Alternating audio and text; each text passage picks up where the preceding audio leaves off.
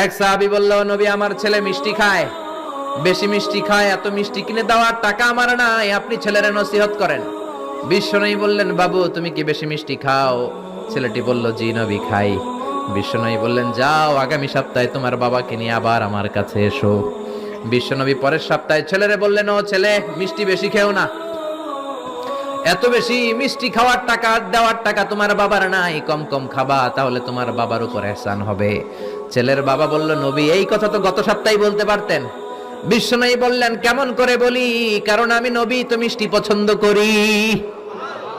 এক সপ্তাহের ব্যবধানে নিজের অভ্যাসটাকে পাল্টালাম, মিষ্টি কম কম খাওয়া শুরু করলাম, আগে নিজে আমল করলাম, তারপরে তোমার ছেলেরে বললাম।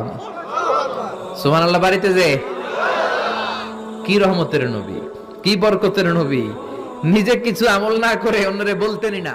সুবহানাল্লাহ।